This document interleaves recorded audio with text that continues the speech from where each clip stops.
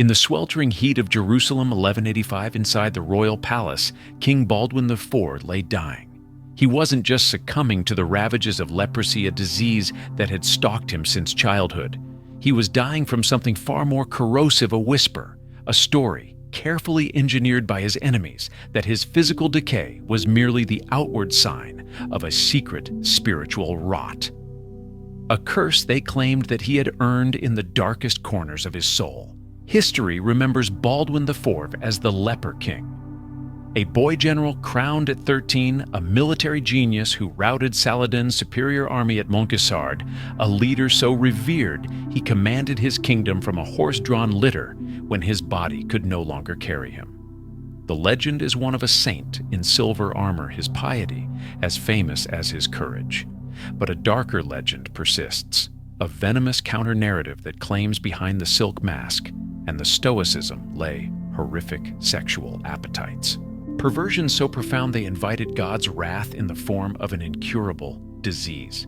So how did this icon of tragic heroism become the protagonist of such a grotesque horror story? It turns out the most horrific act wasn't committed in the king's bedchamber. It was committed with ink and parchment by ambitious men who understood a simple, brutal truth. If you can't defeat a king's army, you destroy his character.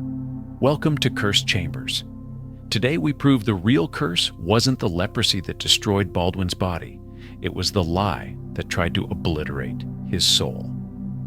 Before we begin this autopsy of a reputation, tell me in the comments, where in the world are you hearing this story? To understand the weapon that killed Baldwin's reputation, you first need to understand the world that forged it. The 12th century Kingdom of Jerusalem was not our world. To them, disease wasn't a biological accident. It was a divine broadcast. A message from God delivered directly into your bloodstream, a pre-sentencing report rendered in flesh and bone. This wasn't superstition. It was a kind of theological physics, a fundamental law of their universe. God was an active interventionist force, and the human body was his preferred canvas. A sickness was a verdict. A nobleman's gout wasn't just painful, it was the sin of gluttony made visible for all to see. A plague wasn't a random outbreak. It was a punishment for the collective sins of a city. This was the room temperature reality. And the king was held to an impossibly higher standard. He was God's anointed on earth. His body was not his own. It was a divine barometer, and his health was a public forecast of the entire kingdom's spiritual state. A strong king meant a blessed nation. A sick king meant something was deeply, fundamentally wrong. In the crusader states, a fragile kingdom clinging to a hostile coastline, God's favor wasn't a luxury. It was the only strategic asset that mattered. But what happens when this divine barometer is placed at the center of a court consumed by human ambition? The physics of faith is about to collide with the politics of greed. Now let's turn up the heat. Welcome to the royal court of Jerusalem. Forget the chivalric legends of knights and honor. This was a shark tank draped in velvet, a place where the whispers of allies were often sharper than the blades of enemies. When it became clear that the brilliant young Prince Baldwin had leprosy, the court reacted with the correct public expressions of shock and prayer. But behind the mournful facade, a different, colder calculation began. The king had an expiration date. He would produce no heir. The throne was for all intents and purposes already in play. And so, the water begins to warm. The political maneuvering starts not with accusations, but with concern. The language is soft, coded a weaponized piety. Lords and bishops would approach the young king not questioning his right to rule, but offering pious counsel on the need for spiritual cleanliness in the kingdom. They would suggest days of prayer and fasting not for the king's health, but for the soul of the nation. Every suggestion was a test. Every prayer was a probe. Baldwin's disease was no longer just his personal tragedy, it was becoming a political talking point. Factions like circling vultures began to form around the future succession. A good day for Baldwin's health was a bad day for their ambitions. A bad day when the disease flared was an opportunity to push their own agendas, framing their power grabs as necessary measures to aid the afflicted king. He was no longer just a man fighting a disease. He was becoming a symbol of national instability, of vulnerability to be leveraged. The bath was getting warm, but still comfortable enough to believe it was just a bath. They had probed his political weaknesses and tested his authority. Now they were about to open a new front in this war, one fought not in the council chamber, but in the filthiest corners of the human imagination. They were about to give his disease a reason. To truly destroy a man regarded as a living saint, you need a sin of equal magnitude. A crime so vile, so unnatural, that it retroactively justifies the horror of his disease. You need to give the people a monster to fear more than the illness they can see. And so the whispers began to weave a new, grotesque tapestry. They no longer spoke of a king's unfortunate illness. They spoke of a deserved affliction.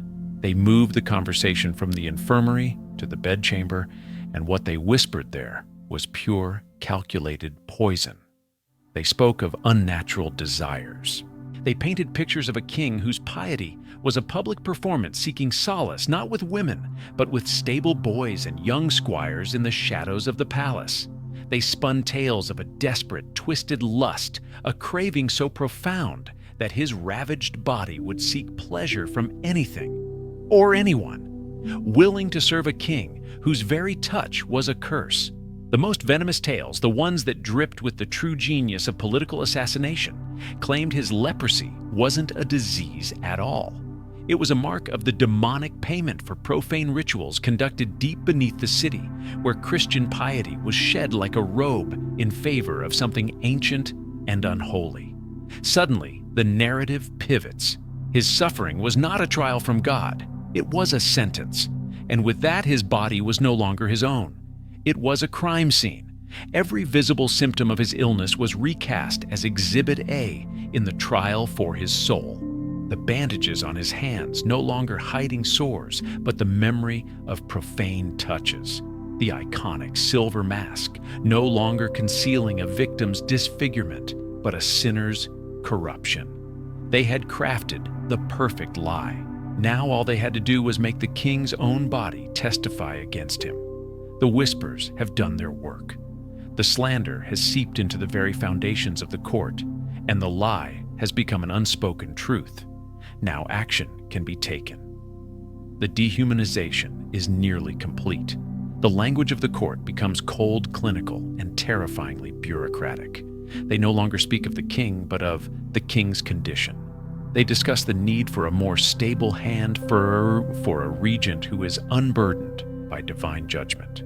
His rivals now openly challenge his decisions not on their strategic merit, but by implying that his mind is as diseased as his body. Imagine the final cruel theater of it all. Baldwin, now blind, his limbs useless, is carried into his own throne room. He sits there, a living monument to defiance his mind, as sharp as Saladin's own blades, ready to debate strategy and law. But the men he commands no longer see a king. They see a leper. They see the walking embodiment of the vile stories they have been telling each other. They speak around him, debating the kingdom's future as if he were an effigy, a ghost, already departed. They have successfully transformed a military genius into an object, a problem to be managed until it can be disposed of. The final act of this process wasn't an assassination with a blade. It was worse. It was an administrative coup disguised as medical necessity. They stripped him of his authority piece by piece, all under the guise of easing his burden. The curse his enemies had invented for him had finally come true. He was utterly alone, entombed within his own decaying body, his reign effectively over long before his heart finally stopped. Every story of a curse needs a protagonist, a hero, a victim, or in this case, both. Our story begins not with a crown, but with a diagnosis, a moment of chilling discovery that would alter the course of history for the entire Western world. The year is 1174, the place the sun-drenched city of Tyre. A boy of 13, Prince Baldwin is at play with his companions. His tutor, the great historian William of Tyre, watches them. He notices something strange. The other boys in their roughhousing dig their fingernails into each other's arms, shouting with glee and feigned pain. But when they pinch Baldwin, he does not react. He feels nothing. William, a man of science and faith, investigates further. He prods the boy's right arm first, gently, then with a grim intensity. There is no sensation. It is, as he would later write with heartbreaking understatement, the beginning of an incurable evil. That evil had a name: leprosy. In an age that saw the body as a mirror of the soul, this was more than a medical death sentence. It was a spiritual one. For a boy destined to be king, to be God's own anointed defender of the Holy Land, it was an unthinkable catastrophe. The kingdom held its breath, waiting for the young prince to crumble, to retreat into the shadows, as a royal footnote, a tragic cautionary tale. But Baldwin did not crumble. He did the opposite. Just months after his diagnosis became known, his father died, and this afflicted boy of 13 ascended to the throne as Baldwin IV, King of Jerusalem. The setup was complete. A dying boy was now tasked with defending a dying kingdom. And incredibly, he succeeded. His body might have been at war with itself, but his mind was a fortress of strategic genius. He learned statecraft law and military command with a speed that astonished his tutors and advisors. But it was in the crucible of battle that the legend of the Leper King was truly forged. November 25th, 1177, the Battle of Montgisard. On one side, the legendary Saladin Sultan of Egypt and Syria, with an army of over 26,000 elite soldiers. On the other, King Baldwin III. He is 16 years old. His army numbers fewer than 4,000 men. It should have been a slaughter. It was. Just not the one Saladin expected. Eyewitness accounts describe a scene of almost mythical power. Baldwin too weak to command from horseback for the entire battle. His face, already showing the ravages of his disease, ordered the relic of the true cross to be raised before him. He dismounted, prostrated himself on the ground, and prayed for victory with a passion that moved his entire army to tears. Then they charged. What followed was one of the most stunning upsets in military history. The tiny crusader force led by their dying teenage king shattered Saladin's army. The great sultan himself barely escaped with his life. Baldwin returned to Jerusalem not as a tragic victim, but as a triumphant hero, a living miracle. He had proven that his faith and his arm were strong even if his flesh was weak. For a moment it seemed his will alone could hold the kingdom together, but a victory against an external enemy only sharpens the knives of the internal ones. The court of Jerusalem was not a unified body. It was a nest of competing ambitions. Baldwin's miracle at Montgisard didn't solve his kingdom's fundamental problem. He was dying, and he would leave no heir. The question of who would succeed him became a political civil war.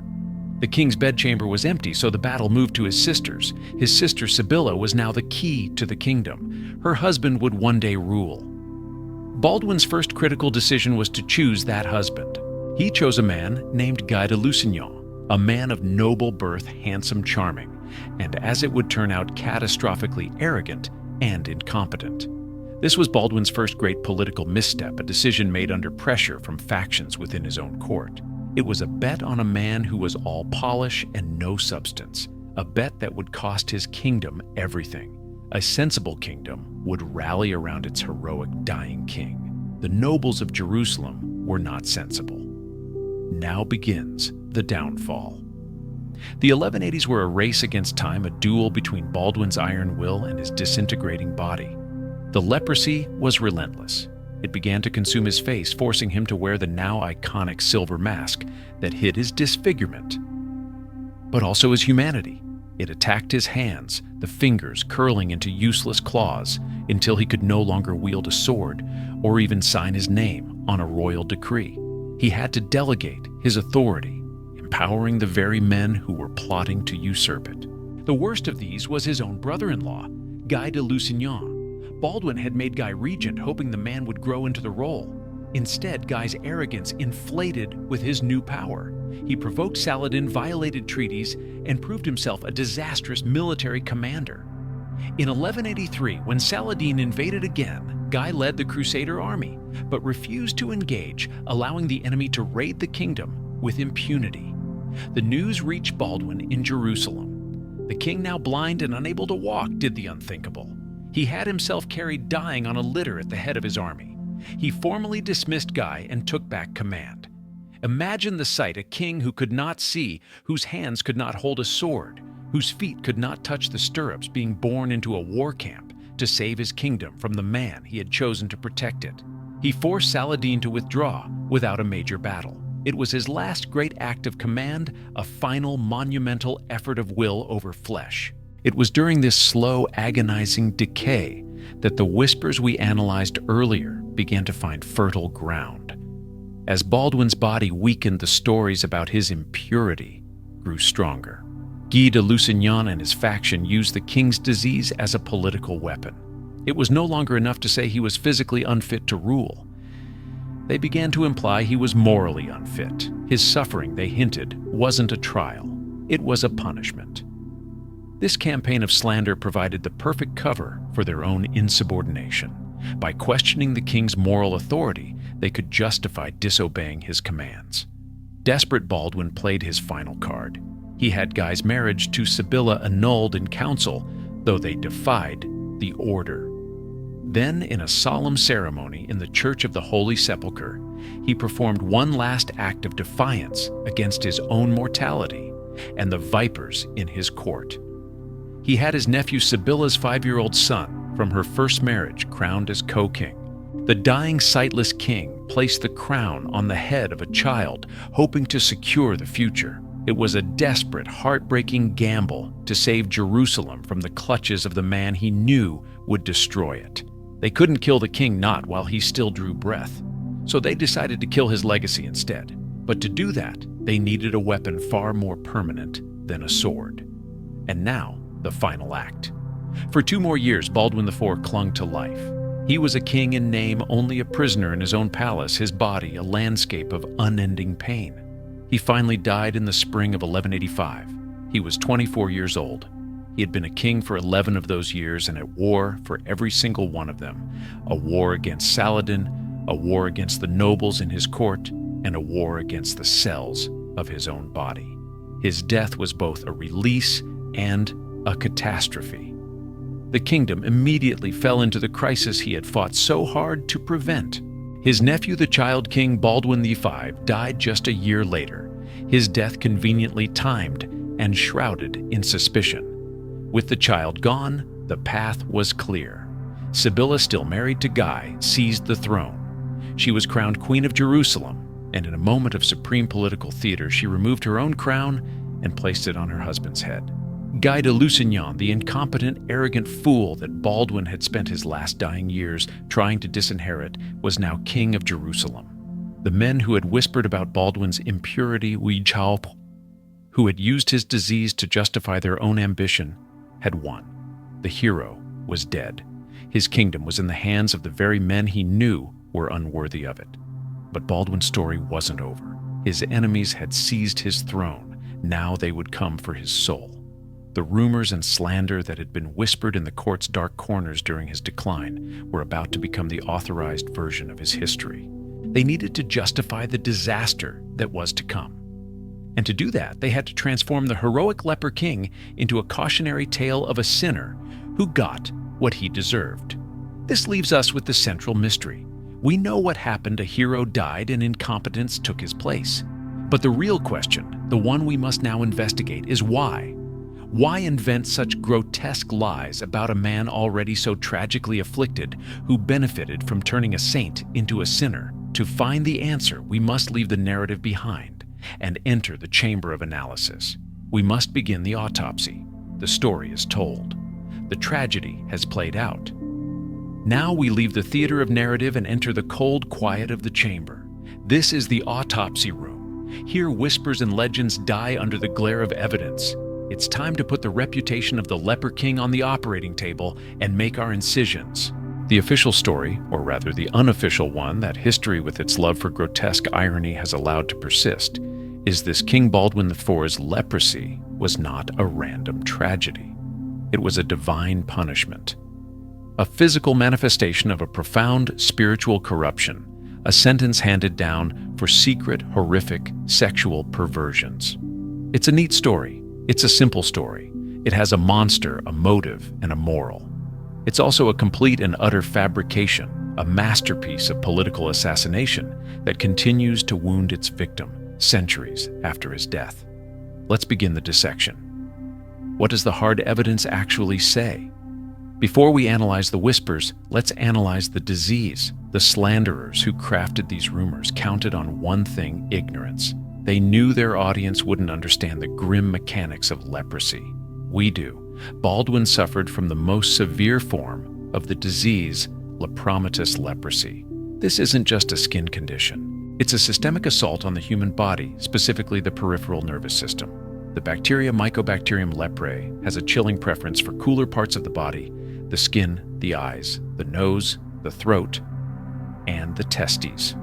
Let's be clinically precise. The rumors whispered of a king with a twisted, insatiable libido. The medical reality of advanced lepromatous leprosy is the exact opposite. The disease causes testicular atrophy. It leads to a catastrophic drop in testosterone. The result is not hypersexuality, it is infertility, and in almost all advanced cases, impotence. The very biological capacity for the acts he was accused of was being systematically destroyed by his illness. But it gets worse for the slanderers. The disease's primary weapon is the destruction of nerves. This is why the young Baldwin felt no pain in his arm. As the illness progressed, this lack of sensation would have spread. His extremities would have become numb, followed by muscular atrophy. This isn't a condition that lends itself to the lurid athletic depravities his enemies invented. It's a condition of progressive paralysis and sensory deprivation. So the central claim that Baldwin was a sexual deviant collapses on first contact with basic medical science. The slander wasn't just cruel, it was biologically illiterate. It was a lie designed to be felt, not to be fact-checked. A ghost story told to an audience that didn't know how to check for a pulse. So the medical evidence declares the rumors to be a physical impossibility. But perhaps the slanderers weren't speaking of the literal. Perhaps they meant a corruption of the soul. What did the people who actually knew him, who saw him every day, have to say about his character? For that, we turn to our star witness, William of Tyre. He was not just a historian. He was Baldwin's tutor, his mentor, and a high-ranking official in his kingdom. He knew the king from the moment of his diagnosis until the final years of his reign. His chronicle, A History of Deeds Done Beyond the Sea, is the most important and detailed account of Baldwin's life. And what does William write about the king's supposed depravity? He writes of Baldwin's sharpness of mind, his love of history, and his incredible memory. He praises his courage, describing a boy who, despite his suffering, bore his illness with patience and never shied away from his duties. He speaks of a young man who, even as his body failed, was more skilled than his predecessors in the art of governing.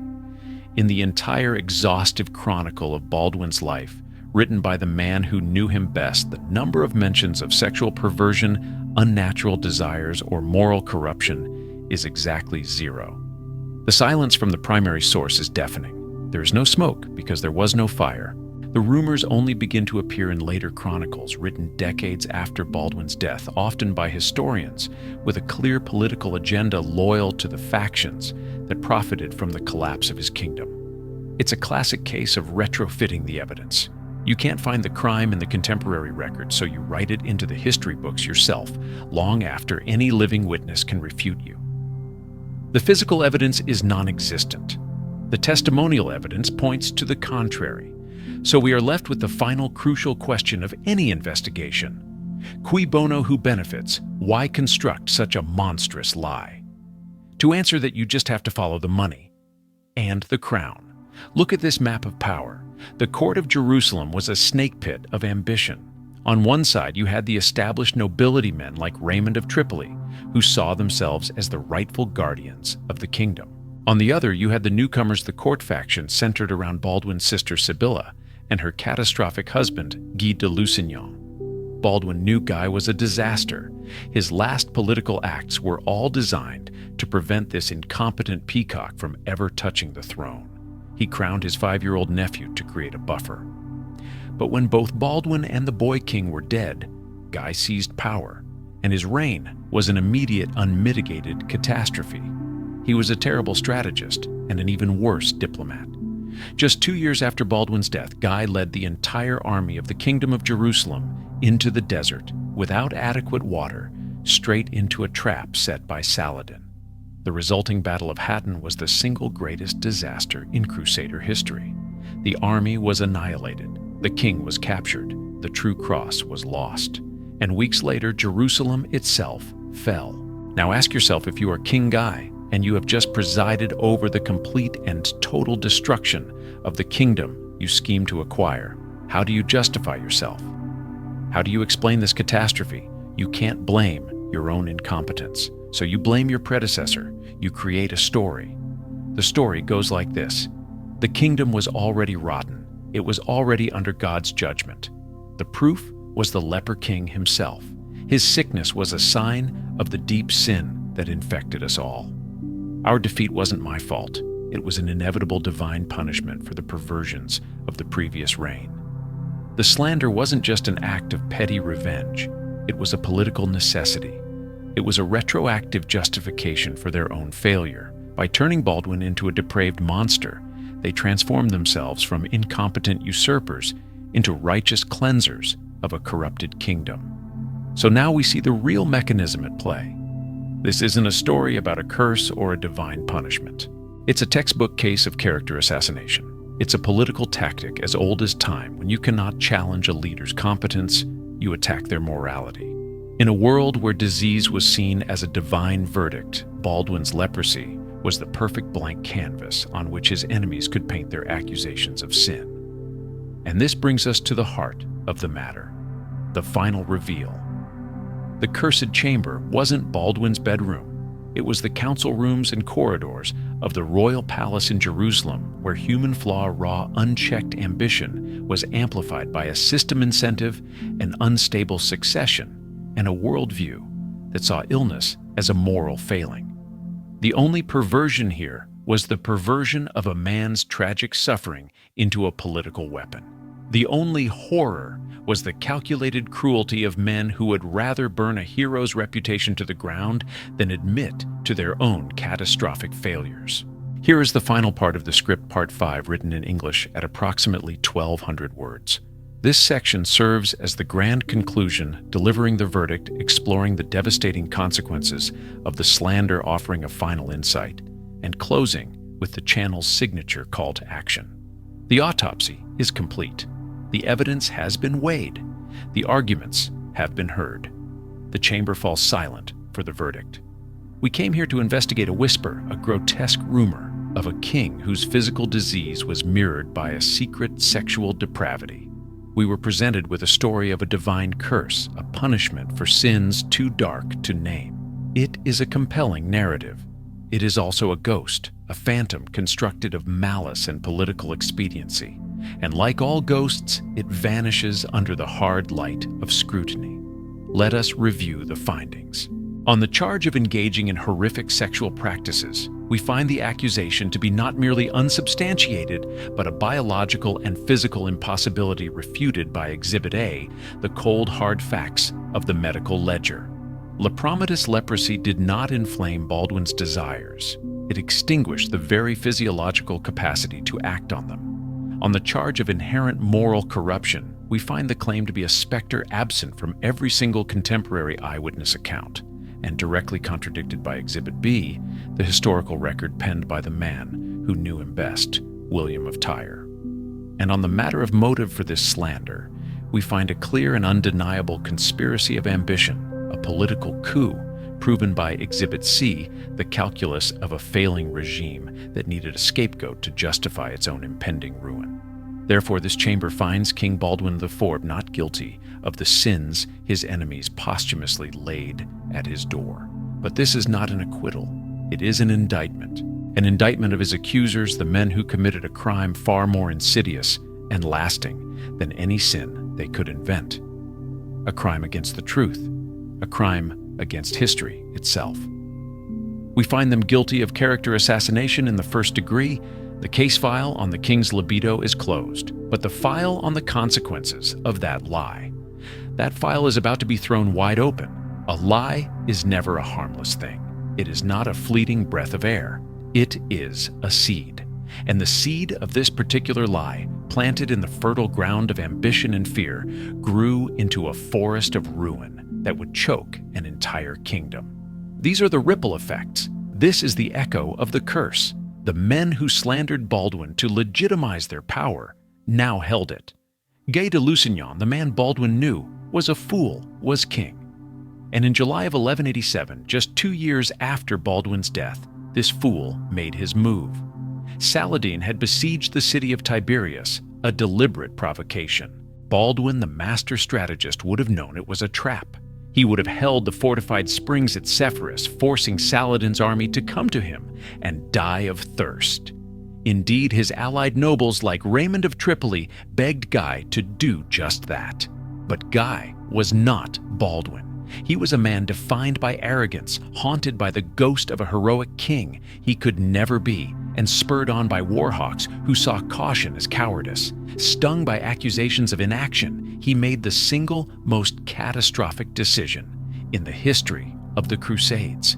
He ordered the entire army of the Kingdom of Jerusalem to march out from the springs into the middle of summer, across a waterless desert, to meet Saladin on his own terms. It was not a march, it was a death sentence. The sun was a hammer, the desert was an anvil, the knights encased in metal armor cooked alive. The infantry died of thirst before they ever saw the enemy. By the time they reached the hills overlooking Tiberias known as the Horns of Hattin, the Christian army was no longer an army. It was a dehydrated, exhausted, demoralized mob. Saladin's forces, who had been shadowing them and drinking from water, carried by camels, simply set fire to the dry grass around them, choking them with smoke. And then they closed the trap. The Battle of Hattin was a slaughter. The Crusader army was annihilated. The kingdom was left utterly defenseless, the relic of the true cross. The Sacred Heart of their kingdom was captured on the battlefield. King Guy himself was taken prisoner. In a single day of breathtaking incompetence, everything Baldwin IV had fought and died to protect was erased. Weeks later, Saladin stood before the gates of Jerusalem. The city, stripped of its defenders, surrendered. The fall of Jerusalem sent a shockwave through Christendom that was felt for generations. It triggered the Third Crusade, pulling the kings of Europe back into a war they would ultimately fail to win. It permanently altered the balance of power in the Holy Land. Do not mistake the chain of events. Every step on that suicidal march to Hattin, every decision that led to the apocalypse was made possible by the initial lie. The lie that a wise king was a tainted one. The lie that allowed incompetent men to seize his throne. The lie that dismantled his legacy of cautious, brilliant strategic defense and replaced it with the arrogant folly of men like Guy. The slander didn't just kill a king's reputation, it killed a kingdom. And so, we come to the final human insight. The moral of the story. What does the ghost of Baldwin IV and the ghost of the lie that pursued him teach us now? It teaches us that we prefer our monsters simple and our heroes even simpler. The true story of Baldwin IV is complex. It's a story of profound suffering intertwined with incredible genius. It's a story of physical decay and indomitable will. It's a story of faith in the face of God's apparent horrifying silence. It is a difficult story. The lie, however, is simple. A depraved king is punished by God. It's easy, it's clean. It requires no empathy, no critical thought. It allows us to feel righteous in our judgment. This is a pattern we have never unlearned. We are addicted to simple narratives, and we will often embrace a satisfying lie over a complex truth, especially when that lie allows us to condemn someone else. It also teaches us about the nature of a curse. The curse of Baldwin IV wasn't the leprosy that consumed his body. It wasn't even the slander that attacked his name. The true curse, the one that echoes through this chamber, is the terrifying realization that for history to remember you as a hero, it's not enough to live like one. You must also be lucky enough that your enemies are incompetent storytellers. Baldwin was not so lucky. His enemies were brilliant architects of deceit, and their lie was a more resilient structure than any castle wall he ever defended. They proved that history is not always written by the victors. Sometimes it is written by the resentful. And so, what is your verdict? Was Baldwin IV a secret sinner, a slandered saint, or something more complex and tragic in between? Let me know your thoughts in the comments below. The past is filled with these cursed chambers rooms, where the truth was tortured and reputations were left to die. The only tool we have to unlock them is a refusal to accept the simple story. Subscribe to unlock more chambers where we learn that the most dangerous ghosts are not the ones that haunt castles, but the ones that haunt the pages of our history books.